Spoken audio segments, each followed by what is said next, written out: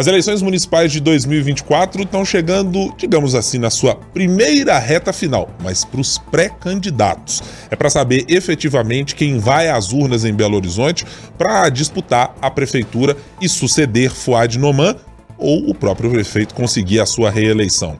Esse vai ser o assunto principal que nós vamos tratar. As últimas articulações, as entradas e saídas de partidos, as formações de chapas, tudo o que acontece nessas últimas semanas até o registro definitivo das candidaturas dos pré-candidatos à prefeitura da cidade. A gente também vai falar um pouco sobre Lula e as relações do governo brasileiro com a Venezuela.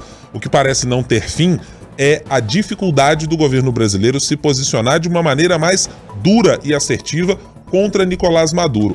Será que tem algum impacto político muito relevante ou boa parte disso já está galvanizado pela militância do PT e pelos críticos do partido? São alguns dos assuntos que a gente tratará agora no 3 sobre os 3. Os principais fatos sobre os 3 poderes da República. 3 sobre os 3.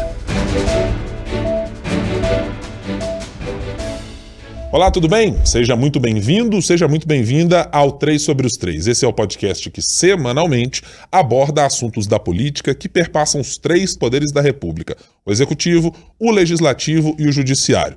Se você já é nosso companheiro fiel e semanal nas discussões, nas conversas sobre política por aqui, nosso pedido é que você espalhe a palavra. Mande para outras pessoas que gostam de política e compartilhe os áudios, os vídeos que a gente traz das nossas conversas. Se você ainda não nos segue, faça essa gentileza. youtube.com/otempo é o nosso canal para você acompanhar os nossos conteúdos. Para além da política, também pode ouvir o 3 sobre os 3 no seu principal tocador de podcast ou naquele seu tocador de música. É só procurar sempre às quintas-feiras, comecinho da noite, a gente já está disponível para você apurar um pouco mais o seu ouvido para quem gosta de política.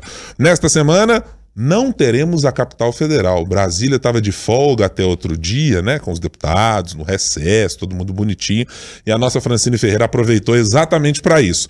Portanto, hoje temos formado uma bancada do pão de queijo, definitivamente, neste podcast.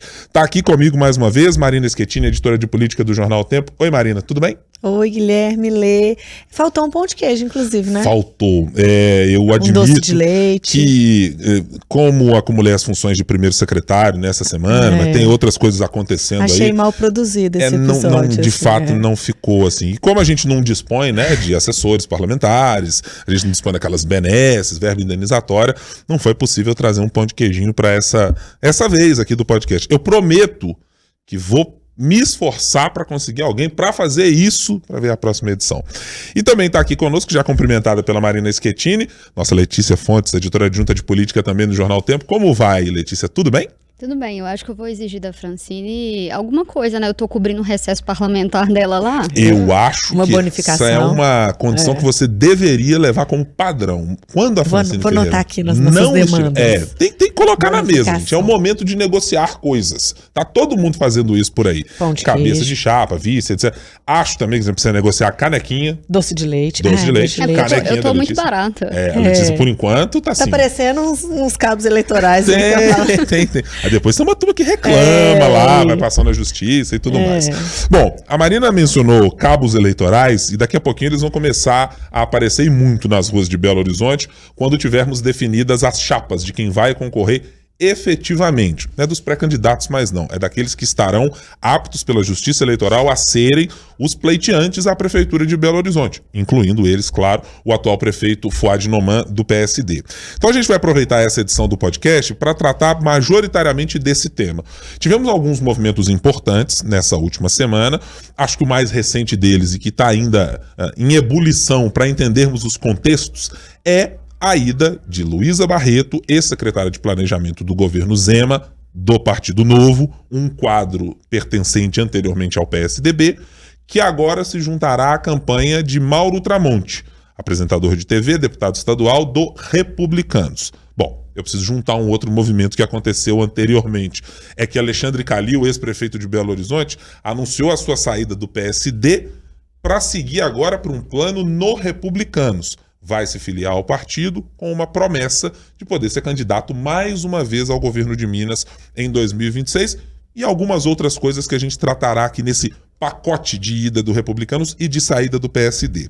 Então, Marina, quero começar contigo para entender, na sua avaliação, que peso tem esses dois movimentos. O primeiro deles, a saída de Alexandre Calil do PSD indo para a campanha, a pré-campanha de Mauro Tramonte, que já nas pesquisas pontua muito bem, e parece contar com alguém que tem uma boa posição, um bom recall ainda pelos eleitores de Belo Horizonte. E depois vou te perguntar sobre a outra parte, que é a ida de Luísa Barreto. Mas comecemos por Alexandre Calil. Que avaliação você faz dessa saída do PSD e ida para o Republicano? Acho que a saída do PSD já estava meio que certa, né? O Calil já vinha sem espaço no partido, ele sempre deixou muito clara a mágoa dele por causa da eleição de 22, ele nunca teve o apoio da bancada, ele se sentiu desamparado pelo partido, isso já estava muito claro, já tinha dito muitas vezes. O que surpreendeu não foi nem o apoio ao Tramonte, que ele já vinha conversando com muita gente, o Tramonte está muito bem colocado, o Calil não pode, depois da derrota de 22, apostar errado nessa eleição, porque aí realmente fica muito difícil a vida dele para o futuro. Então, isso aí a gente já estava meio precificado e tudo. O problema foi essa guinada, essa endireitada, no sentido de ir para um partido bem mais à direita, depois dele ter se colado tanto ao presidente Lula em 2022. Ele nega, ele já deu uma entrevista, né? Negou que isso seja uma mudança, diz que é tudo igual, porque os dois partidos têm ministros, os dois partidos estão na base aqui, estão na base lá do Lula e tudo, mas não é bem assim, porque ele ficou muito colado à imagem do Lula. Inclusive, a avaliação dentro do partido dele é que esse foi um grande problema, porque ele acabou carregando a rejeição toda do Lula e que teria sido isso um grande componente, se não o componente da derrota dele para o governador Romeu Zema. Isso na avaliação dele, da equipe dele. Então, aí é muito difícil fazer essa associação. Mas você fala aí dessa promessa dele ser o candidato do Republicanos ao governo de 2026, eu acho isso muito difícil de acontecer. Quando você for me perguntar lá do Novo, eu vou dizer que é muito mais fácil essa composição, levando em consideração Novo Republicanos para 2026. O Republicano já é da base do Zema, não é nada de se estranhar, né? Já tem uma relação próxima com a igreja, que o Zema já está tentando construir. É muito mais fácil que esse acordo, pensando nesses dois, seja concretizado com o Zema, até numa chapa lá, talvez Cleitinho, que é do Republicanos, e Matheus Simões, um para o Senado, um para o governo, do que essa promessa para o Calil se concretize. Primeiro, que está muito longe. Segundo, que o Calil é um político de difícil trato e relação partidária para que essa relação continue boa desse jeito até 2026. Terceiro, porque teve essa ligação com o Lula. É um partido da igreja evangélica, é muito difícil fazer essa associação, ficou muito colado. E o republicano está super dividido. Então, quem vai ter a voz, no fim das contas? É a direção municipal, que teria feito esse acordo com ele, ou a direção estadual, ou a direção nacional? Então, eu acho muito difícil concretizar. É um apoio importante, o Calil é uma pessoa muito respeitada, um político muito respeitado, deixou a prefeitura muito bem avaliado, sem dúvida nenhuma, é um apoio muito importante. E você desdobrou aí para algumas frentes que acho que merecem depois a gente pegar alguns desses caminhos para falar de 26, para falar da posição de Alexandre Calil, que na saída do PSD já recebeu um carimbo do seu principal rival dentro da legenda anterior, que era Alexandre Silveira, de, agora temos aqui um novo bolsonarista na jogada. Mas peraí, o Alexandre Calil, que história é essa? Né? Alexandre Silveira fez questão de dizer numa entrevista a uma rede nacional de comunicação, dizer, peraí, agora é legal, né? Alexandre Calil vai parar no colo de Damares Alves, de Jair Bolsonaro, etc., fazendo ali uma referência, colocando numa condição pejorativa, e distanciando do campo de esquerda, onde hoje Alexandre Silveira se coloca. Não dá para esquecer que Alexandre Silveira já frequentou exatamente o outro campo, né? Quase foi parar de líder do governo Bolsonaro. Esse cavalo de Senado. Pau ele já deu também. Né? Exatamente. Então, digamos que não é exatamente um negócio muito esquisito para acontecer na política mineira. E temos outros exemplos tantos para puxar aqui nessa nossa conversa. Mas quero também te trazer para esse papo, Letícia, para saber a sua avaliação. É um movimento de que tamanho? É um movimento que foi interpretado pela política como um movimento de fato grande. Ele tem o potencial de tornar a candidatura de Mauro Tramonte alguma coisa perto do imbatível, de dizer, olha, agora com esse tanto de nomes, a possibilidade de ter talvez um governador Romeu Zema num palanque, em que estiver o candidato do Republicanos. E aí, num outro dia, né, a combinar, para não bater os horários, exatamente, tiver Alexandre Calil nesse mesmo palanque, isso muda muito a configuração na sua avaliação? Eu acho que esse fim de semana, eu tô ansiosa para esse fim de semana, porque porque vai ter a convenção dos Republicanos. E tem expectativa que tanto o Zema quanto o Calil vão. Então, assim, talvez vai ser a primeira vez que os dois vão estar ali no mesmo palanque juntos. Acho que vai ser curioso ver isso. Mas essa ida do Calil pro Republicanos, igual a Marina falou, eu não acho que foi o apoio dele pro Mauro Tramonte, era uma coisa que já estava se acertando. Mas ele filiar ao Republicanos foi realmente surpreendente. Surpreendente até para pessoas dentro do próprio Republicanos, dirigentes do Republicanos que não estavam sabendo desse movimento. Sabia sim que tinha uma negociação de apoio, mas não necessariamente uma filiação. Mas eu acho que é um pouco do que a Marina falou. Foi uma decisão talvez pragmática dele, porque ele não tinha espaço dentro do PSD. Para 2026, o que ele ia fazer? O presidente do Senado, Rodrigo Pacheco, deve ser o candidato ao governo de Minas. O ministro Alexandre Silveira deve ser o candidato para o Senado. Então, eu acho até que esses últimos embates dessas trocas de farpas entre Calil e Silveira, acho que pode ser uma troca de farpas para o Senado, porque muito tem se falado que talvez o Calil não vai ser o candidato ao governo de Minas, mas sim o candidato do Republicanos para o Senado. Porque muito se fala assim que tem essa dificuldade do Cleitinho ser muito cotado dentro do Republicanos para disputar o governo de Minas, mas o Cleitinho já teria falado ali para algumas pessoas que ele não tem interesse de disputar a eleição de 2026. Sem ele contar um acordo que ele tem, e que até agora não foi cumprido, mas que ele disse de fio do bigode, que estaria migrando para o Partido Novo nesse ano de 2024, para ficar dentro da legenda, como aconteceu com um dos irmãos dele, um dos deputados que está na Assembleia Legislativa hoje. Pois é, isso não aconteceu. Assim, dentro do Republicanos tem uma indefinição do que vai ser o Cleitinho. Vai ser o candidato ao governo, ele vai mudar de partido, ele pode até ir para o PL também, que já teve vários flertes também. Então, se ele for o candidato ao governo de Minas, o Calil pode ser para o Senado. E eu acho que esses últimos embates foi um embate direto, que talvez o Calil vai enfrentar o Alexandre Silveira no Senado. E essas alianças agora, Tramonte com o governador Romeu Zema, talvez pode fazer uma aliança ali, todo mundo, Republicanos, Novo e Calil. Talvez o Matheus Simões seja o candidato ao governo de Minas, e como o governador Romeu Zema já falou que não tem pretensão de disputar o Senado, talvez seja o Calil esse candidato, já que o Cleitinho deve ali se manter, já tem um mandato de 8 anos, não tem uma pretensão ali ao governo de Minas. Eu fiquei pensando muito sobre quem perde, quem ganha. Eu acho, assim, que pro Mauro Tramonte, eu acho que até então ele já tinha alcançado o teto, do máximo de votos que ele tinha conseguido. Talvez agora com o Zema e com o Calil, ele consiga ampliar essa margem, no sentido que o Zema pode trazer mais candidatos de direita, talvez empresários, essas questões, e o Calil pode trazer o eleitor que talvez não acompanhe a política, mas que gostava da gestão do Calil mesmo, como prefeito de Belo Horizonte. Mas é, no mínimo, curioso, assim, Zema e Calil no mesmo palanque, apesar de que eu acho que é uma situação um pouco mais desgastante pro Calil do que pro Zema, porque o rival do Zema agora não é o Calil, o rival é o grupo do Pacheco para 2026. O Calil foi o rival lá atrás, e pro Calil ele tem que explicar essa mudança tão brusca, né, como que ele mudou de um lado pro outro, e eu fiquei pensando no Tramonte uma questão, como que ele vai criticar a atual gestão? A atual gestão é do Calil também. Então, eu acho que vai ser um pouco complicado, assim, de como que vai ser essa construção, e talvez a oposição, quem tiver contra ali, tem que saber como que vai usar isso, porque pode ser uma grande arma. Eu tô no campo do raciocínio e eu fiquei me debatendo ao longo dos dias, tentando entender exatamente esse exercício do perde e ganha, Letícia. E na minha leitura, eu acho que todo mundo, eu não consegui encontrar exatamente ninguém agora que saiu perdendo muita coisa. Bom, vou começar pelo PSD, quem ficou sem Alexandre Calil. Bom, dizer que contava com Alexandre Calil num projeto político é um pouco difícil no caso do PSD, porque ele não demonstrava exatamente qual era o seu objetivo e, mais do que o objetivo, como estava construindo esse desejo de ser novamente governador do estado.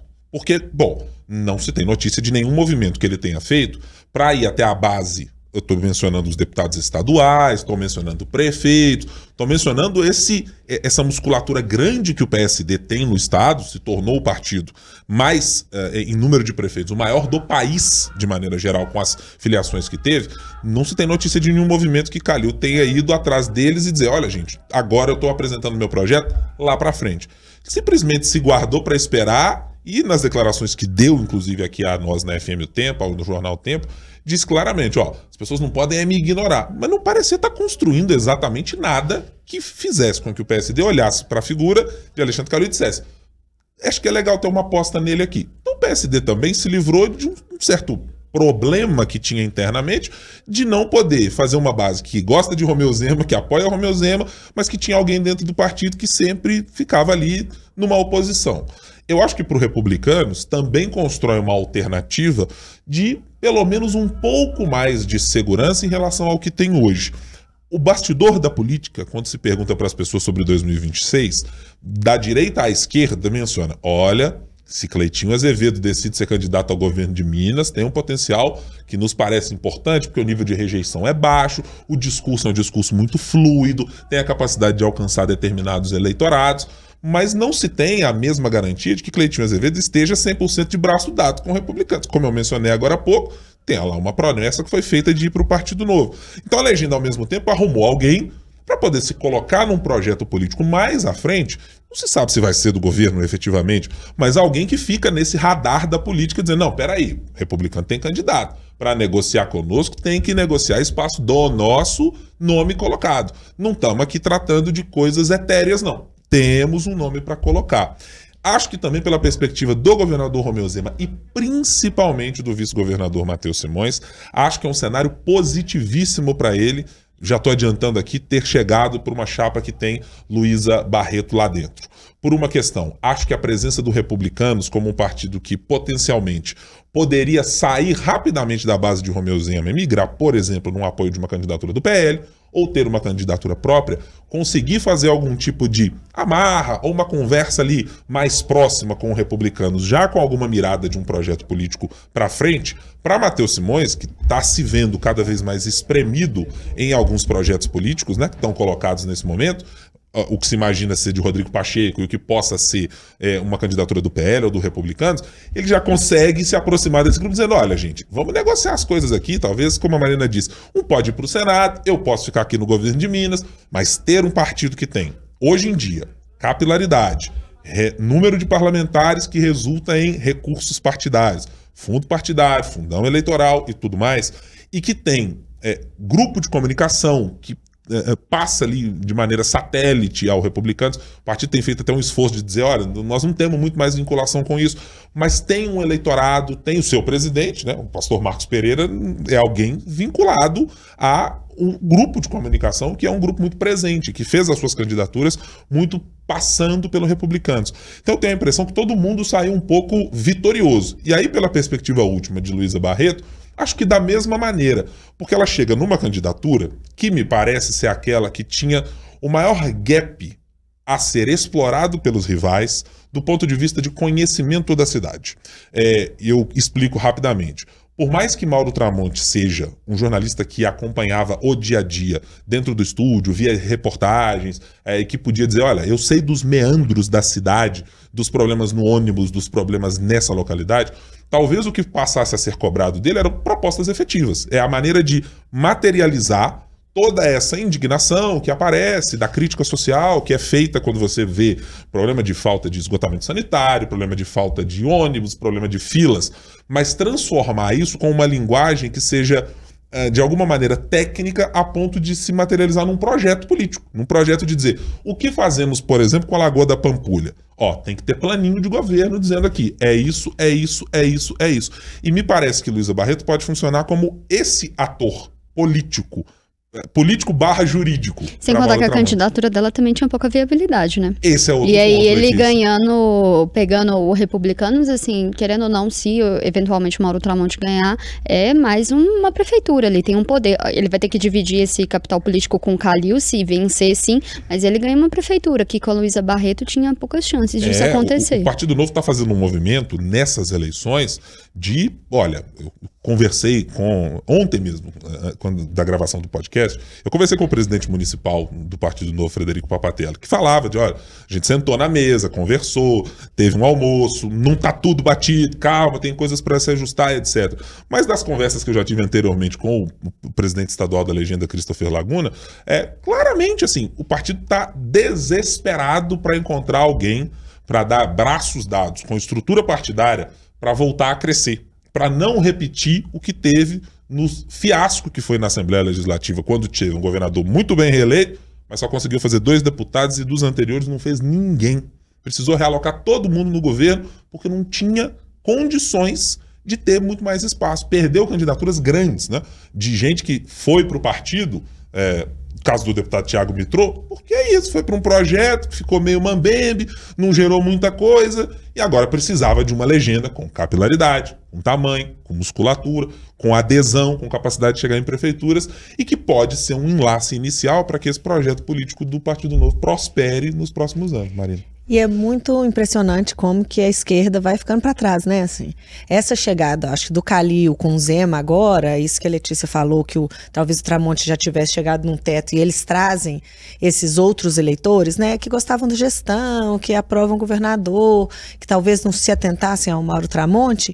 É muito interessante como que fica cada vez mais difícil e mais concreta a possibilidade da esquerda ou do Fuad, né, que é ali centro-esquerda, quer virar centro-esquerda ali, né, vai, não vai, eu quero, mas não quero. Eu tô me enfiando na entrevista que o presidente do PSD Minas, Cássio Soares, disse, falou, nesse momento, Fuad Noman, o candidato tá aqui na centro-esquerda, centro-esquerda, vou levar até onde muda ele às vezes opinião. quer, às vezes ele fala, não, eu sou de centro, então ele tá ali no centro-esquerda, mas muito impressionante como que eles estão cada vez, uma cidade que já foi governada ali por Célio de Castro, Patrus, Pimentel, Márcio Lacerda eleito pelo Aécio, mas com muito também do Pimentel, né? Então vamos soltar o Pimentel. Curioso, né, Marina? Até na classificação política dos tempos atuais, nessa coisa meio maluca, até o PSDB lá atrás, que teve Eduardo Azeredo frequentando o governo de Minas, mas depois de ter passado pela prefeitura, era um cara.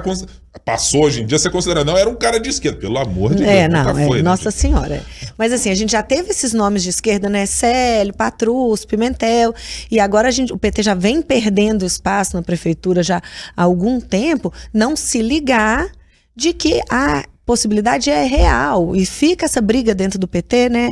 Rogério insistindo e aquela outra ala tentando conversar, mas o que chegou num ponto de acontecer, o que a gente já meio que já imaginava que fosse acontecer. Agora uma decisão tem que vir nacional, porque o desgaste entre Duda e Rogério, entre PT e PDT daqui, já está tão grande que vai ser só uma canetada lá de cima que vai uni-los. E é a única chance deles chegarem, porque fica Duda e Rogério disputando, quem tem 1 ponto ou 2 pontos percentuais a mais na pesquisa tem que ser cabeça de chapa. Não está mais na hora de discutir isso, não está mais neste momento. Esse momento já foi, esse barco já naufragou, né? Agora a possibilidade nem do prefeito que está sentado na cadeira chegar ao segundo turno.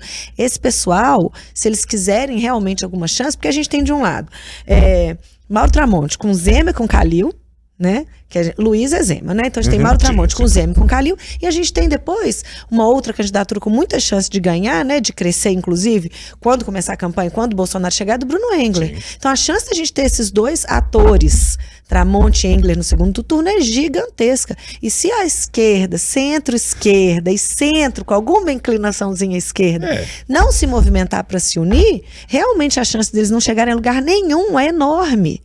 Enorme. Tem uma clareza muito objetiva nisso, Marina. Eu estava vendo o noticiário, por exemplo, do Rio Grande do Sul, para a prefeitura local.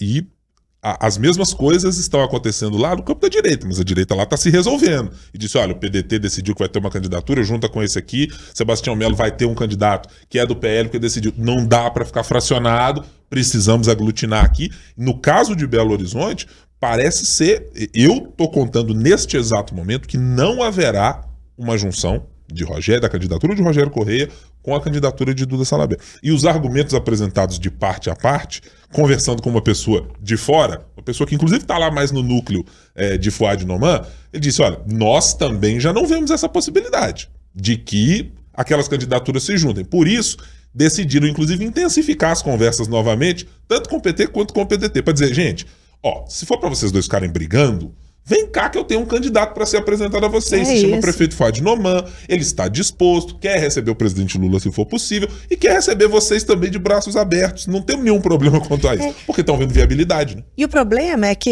nós vamos resolver, nós temos até dia 15, porque dia 15 que é o registro de candidatura. Mas quando você vem com uma canetada de cima, não é a mesma coisa. Quando você é obrigado a se juntar a alguém e já está nessa briga, nessa disputa há tanto tempo, não há nada que resolva. E se a direção do partido, se os candidatos aqui não compram essa aliança, seja só Duda e Rogério, ou seja Duda e Rogério junto no projeto Fuad, não adianta, não convence a militância, não convence o eleitor.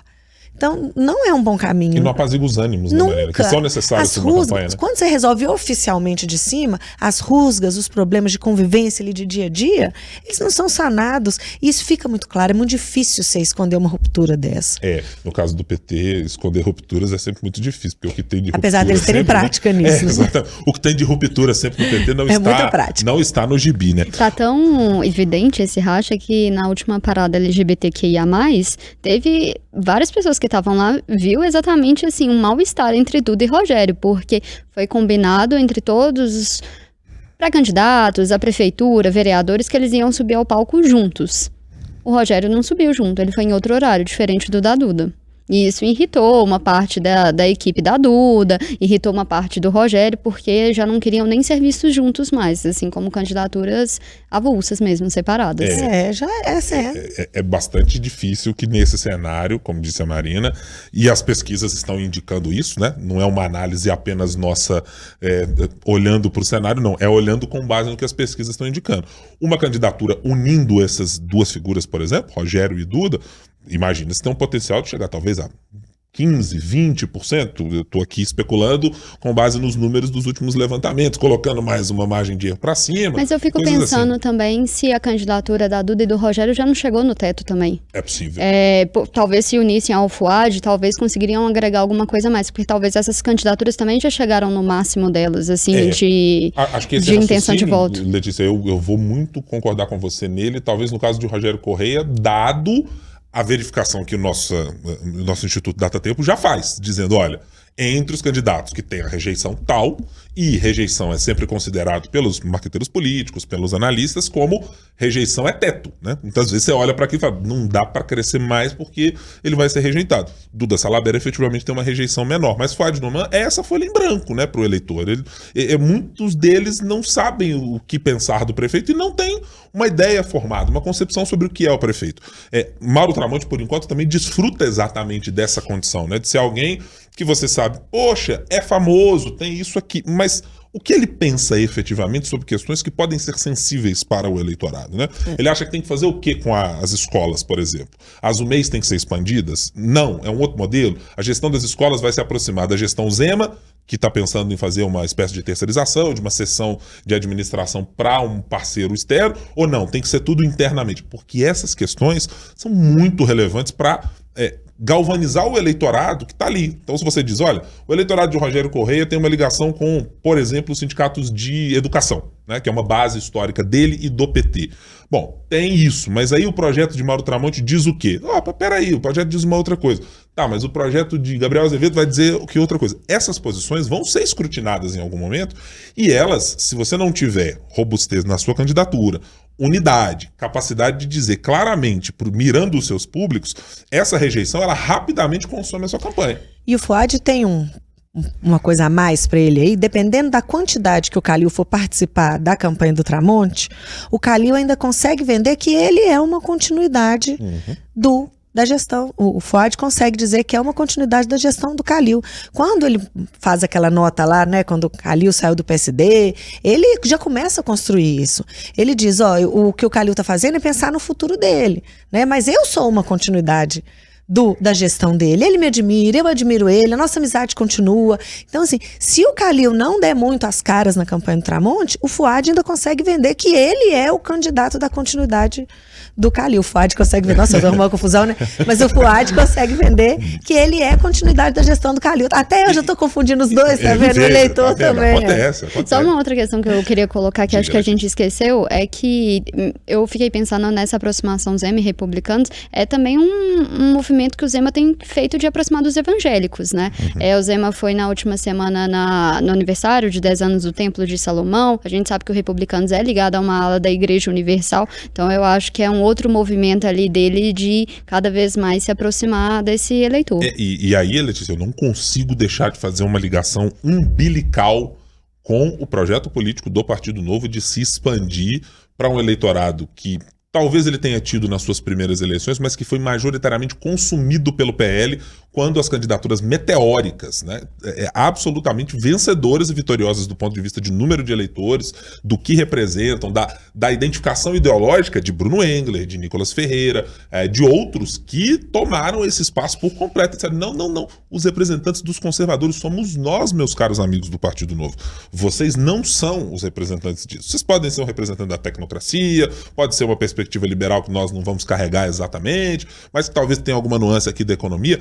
Mas eu acho que essa dificuldade do Novo de se colocar como uma alternativa muito diferente do que é o PL, né? Muito diferente pragmaticamente aos olhos do eleitor, fez com que o eleitor falasse, não, eu acho que o PL é o mais hardcore, eu tô querendo isso mesmo, eu não tô em busca desse Partido Novo, não. E fazer ajustes que você, pelo menos, desagrade as pessoas a saírem com facilidade de uma próxima eleição, já é muito bom, né? Alguém ter de sentar à mesa com você para dizer, estamos unidos até aqui, mas vamos negociar para ver se continua ou se volta, é melhor do que nunca ter se juntado à mesa. E acho que isso o Partido Novo está conseguindo nesse primeiro momento, com essas definições que foram apresentadas até agora. Mas eu estou muito, mas muito mesmo curioso para ver como será esse próximo fim de semana e como é uma reunião em que pode abrigar. Eu não sei se ela vai acontecer efetivamente, né? Poderia abrigar Luísa Barreto, Alexandre Calil, governador Romeu Zema. E aí, de repente, surge o tópico assim, Lagoa da Pampulha, pessoal, vamos tratar desse assunto aqui. O que falaremos nessa cidade sobre Lagoa da Pampulha? Aí sai alguém da equipe do Calil e fala assim, ô Luísa, um vídeo seu aí recentemente com o Braulio Lara, como é que é? Bateu aqui, falou que a prefeitura não fez, etc, etc. Aí tem o governador do outro lado dizendo, mas aqui, ô Luiz, aquele vídeo lá tinha Copasa, né? E aí, como é que fica essa história? Tem a Copasa aqui para lidar. O Mauro Tramonte, peraí, gente, mas eu precisei bater nessa coisa aí de Lagoa da Pampulha no meu programa. Como é que eu vou fazer nessa história? Então, tem tantas Eu sou áreas. candidato do povo. Eu sou candidato do povo. Eu preciso apresentar uma solução para a população, né? Tem muito que o adversário explorar nessa relação. E aí a gente vai ver outras candidaturas que estão um pouco estagnadas, assim, né? Nas pesquisas tem o Carlos Viana, tem o do próprio Fuad, tem o do Gabriel Azevedo, né? Outras candidaturas, como que eles vão explorar essa... Sob o risco de ser ridicularizado, mas eu não vou perder essa oportunidade não, porque me veio à mente aqui agora, eu vou deixar as coisas saírem. Eu tô com a impressão que se eu fosse usar uma metáfora, fosse usar uma imagem assim para a candidatura de Mauro Tramonte nesse momento, eu tô olhando para ela como se ela fosse um ornitorrinco. Assim. Tem um pedaço de uma coisa, um pedaço de outra, mas se você perguntar se voa, não voa, mas não quer dizer que em cima da água não passa correndo, mas que tem pata, mas tem bico, mas faz o quê? Come o quê? Se alimenta do quê? É o desenho que ficou colocado nesse primeiro momento para olhar para essa candidatura. E pode ser que isso represente exatamente um grande potencial de alcançar uma quantidade gigantesca de eleitores que não estão no radar, a Marina mencionou isso, a Letícia também, de abrir um leque de eleitorado que não existia. E eu vou mirar num exemplo que em 2018 foi capaz de fazer isso e acho que até hoje conseguiu galvanizar muitos interesses e visões de mundo dispersas. Se chama Jair Messias Bolsonaro. É alguém que conseguiu trazer evangélicos e cristãos e católicos para o mesmo barco, armamentistas e gente do agro na outra ponta, e trouxe liberais na economia com militares que precisam do Estado brasileiro a todo custo e botou todo mundo no mesmo balaio e saiu uma candidatura como foi a do ex-presidente Jair Bolsonaro. Então, acho que exemplos aí temos fartamente. Vamos mudar aqui a chave da nossa conversa para falar de presidente Lula, Venezuela, Nicolás Maduro, observadores internacionais e a posição do Brasil neste cenário. Marina, o governo brasileiro, eu não vou aqui me deter mais sobre as posições diplomáticas do governo, porque acho que elas estão muito bem esclarecidas do que o governo brasileiro está imaginando. Mas algumas declarações do presidente da República eu consigo ainda não perder a capacidade de me espantar. A última declaração sobre Venezuela, ao dizer, nós tivemos um negócio normal que aconteceu, mas como normal que aconteceu por lá? Até observadores internacionais anteriores, o Carter Center, por exemplo, sempre analisou as eleições venezuelanas, separando as duas coisas, dizendo, gente, ir às urnas na Venezuela com respeito à chegada, abriu o portão, fechou o portão, botou o nome na urna, tem apuração, isso sempre aconteceu. A Venezuela era elogiada, inclusive, por observadores internacionais, porque este procedimento da democracia funcionava. É que tem um restante de coisas, né? Poder ser oposição. Restinho, né? Ter uma corte de justiça independente, ter uma justiça que não casse e que não vá atrás por perseguição política de rivais políticos e coisas dessa natureza. Mas coisas simples, coisas normais, segundo o presidente da República. Mas, Marina, eu não sei mais exatamente se o objetivo é único e exclusivamente do presidente da República ou se é mais do governo brasileiro de ir buscar uma solução pacificada. Eu confesso que eu já perdi um pouco a linha de para onde estamos indo. Você tem alguma solução para essa história? Mas eu acho lamentável. Acho a posição do presidente Lula lamentável. Eu acho que ele precisa deixar o Itamaraty cuidar da diplomacia brasileira. Todas as vezes que ele tentou tomar esse lugar no governo 3 dele, foi um desastre. Ele precisa entender, o mundo mudou, a Venezuela mudou, sabe? Não existe mais aquelas pequenos ideais de esquerda lá do começo, 25 anos atrás. O governo do Nicolás Maduro não é de esquerda, ele não tem nada de esquerda, ele é uma ditadura. A própria esquerda da América Latina já abandonou a Venezuela, né? Mas precisa abandonar, sabe? Quando o Lula se coloca desse jeito, ele se descredencia como esse mediador que ele quer ter, ele se descredencia até internamente, porque não dá para você defender uma coisa internamente, que é a democracia, ele vive falando isso aí, e não defender isso no país vizinho. O Lula precisa entender como que ele foi eleito, como que ele chegou aqui. Ele ganhou do Bolsonaro por quê? Não foi por causa da fala improvisada dele. Por que ele atraiu Simone Tebet, Marina Silva, ele fez aquela, como é que chama? Frente Ampla. Geraldo Alckmin, né? Geraldo Alckmin. Porque ele era o candidato da democracia. Ele foi eleito, foi por isso. Ele não pode agora fingir que isso não aconteceu, fingir que ele não foi eleito por isso. Ele fica a posição do país ridícula. Agora, quando ele fala que foi, como é que as palavras que ele usou? Foi tudo tranquilo, foi tudo normal, certo, pacífico. E que quem quiser reclamar é que só ir à justiça e reclamar. Que justiça! Que justiça, sabe? Assim, qualquer pessoa sabe que aquilo ali não é democracia, qualquer pessoa sabe que não existe um processo jurídico, judicial lá que seja decente, que a gente possa confiar. E aí o Maduro vai lá e fala que ele está à vontade, pede uma investigação. Eu fico achando que ele está debochando da gente, debochando do Lula, porque é a única coisa que me parece, eu acho lamentável, eu acho que a posição do Brasil, que acaba sendo representada pelo presidente Lula, né, que se abstém numa votação que vai pedir lá o resultado, urna a urna, né? Que é o resultado que vai poder, a tal da ata, né? Sim. Que vai, boletim de urna, né? Que a gente usa aqui, que vai poder falar pra gente como que foi essa votação, vários cálculos de vários especialistas dizendo que a oposição ganhou, assim, a gente ignora, a gente demora a responder, a gente demora a se colocar. Eu acho até, Marina, que você poderia objetivamente olhar para a oposição e para a situação, ambos com a incapacidade momentânea de provar se venceram. Sim, ninguém está falando que o outro lado... o benefício da dúvida nesse aspecto, porque não há essas condições. Mas o problema é que, para gerar essas condições materiais de a oposição ou a situação de Nicolás Maduro dizerem isso, precisava de um procedimento democrático, assim. Precisava que as coisas fossem justas e minimamente possíveis de serem verificadas. E não há como se tratar de uma democracia em que isso não possa ser feito, né?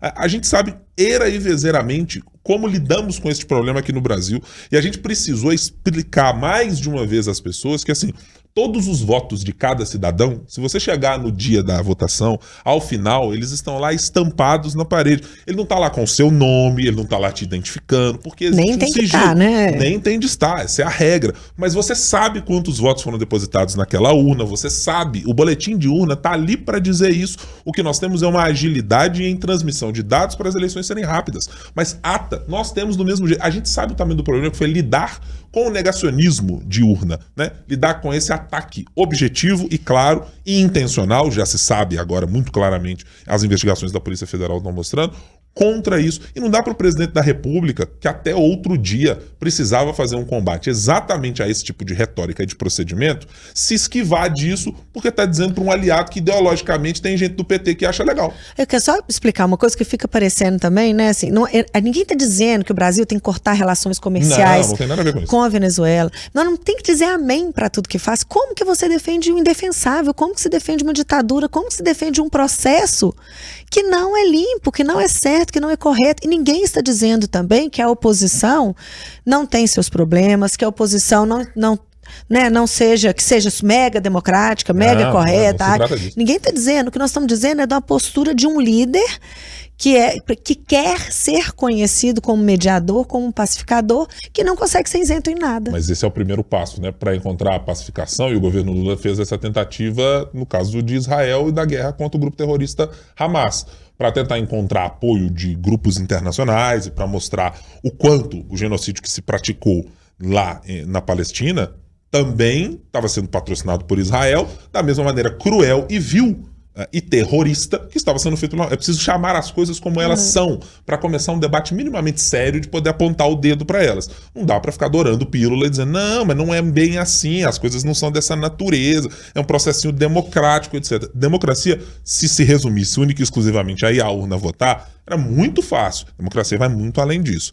Letícia, quero te perguntar também sobre esse ponto de vista. Governo brasileiro, sua impressão é qual? O governo tem ideia do que está fazendo ou está sendo movido a reboque do que o presidente diz e aí tem que ficar mudando de rota depois? Eu acho que eles não sabem, tá? No meio do caminho ali, no meio termo, eles não apoiam claramente o Maduro, mas eles também não criticam, assim, não condenam também as atitudes dele. E aí eu acho que fica numa situação muito complicada, porque, assim, havendo, né, um reconhecimento que não foi legítima essa eleição, como que o Brasil fica? Ele vai apoiar um governo que o mundo inteiro não vai apoiar, sendo que aí eu acho que talvez parou de ser uma questão talvez ideológica ali de esquerda, porque a esquerda da América Latina, né, como eu falei, a esquerda também já saiu, assim, o Alberto Fernandes, o Boric, ninguém mais já isolou a questão ali da Venezuela. Então eu fico pensando, talvez, não sei qual que é o cálculo, é um cálculo geopolítico para poder se aproximar, talvez, China e Rússia, só que eu acho que também é muito perigoso isso, porque o Brasil precisa muito, sim, desses países, né, só que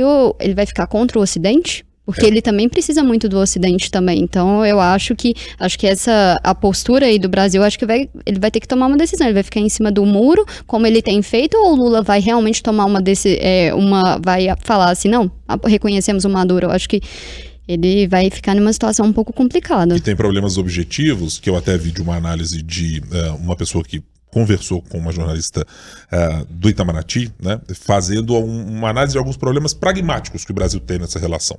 Por exemplo, o Brasil tinha um acordo de fornecimento de energia para a região norte do país e que, em função de como a gestão Jair Bolsonaro cortou por completo as relações com a Venezuela, o Brasil, por exemplo, precisou fazer produção maior de termoelétricas com um custo maior, com um custo mais poluente, e que vai na contramão do discurso de sustentabilidade que o governo tem quando tem a presença de Marina Silva, e que precisaria da Venezuela para retomar um fornecimento de energia em bases mais limpas.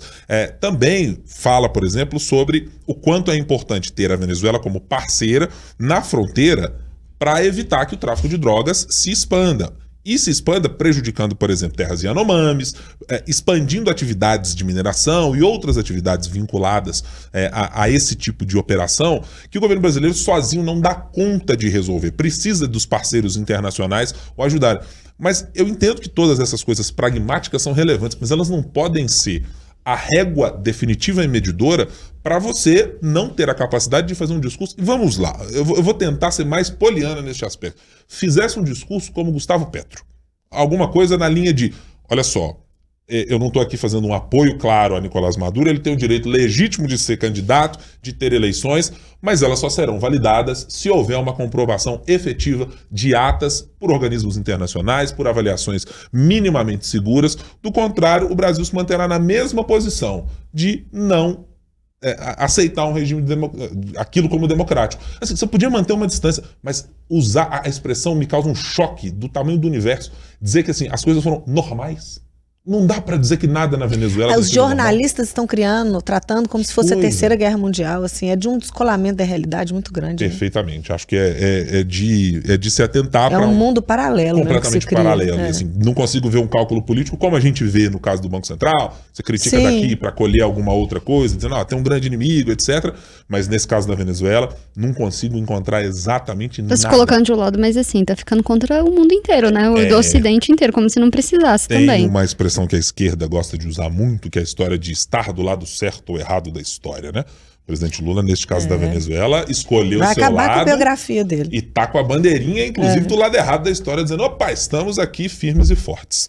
Vamos chegando aqui ao final da nossa conversa, não sem antes passarmos ao que vocês imaginam que é o mais importante para a semana que vem. Eu sei que o dia de hoje, em que nós estamos gravando o podcast, é muito importante, inclusive, para Minas Gerais, e eu acho que ele poderá ser mencionado por vocês e talvez por mim nessa história. Eu acho que a gente vai falar de regime de recuperação fiscal semana que vem, não? A Fran, eu acho, inclusive, que ela não participou hoje, porque ela deve estar acompanhando o dia na Assembleia Mineira. Se bobear, ela está até aqui em Belo Horizonte. É possível. Porque ela gosta tanto desse assunto. Eu até deixei meu palpite esse pra Marina, porque eu sei que é um assunto que ela gosta. Eu coloquei ela número 3, porque eu tenho 3 palpites. Olha só, já estamos... Que eu imaginei, hein? Letícia vai ficar falando, mas eu amo mesmo esse assunto. Eu sou uma pessoa burocrática, eu gosto de coisas burocráticas. Bom, mas é bom, o assunto é legal. O assunto é legal.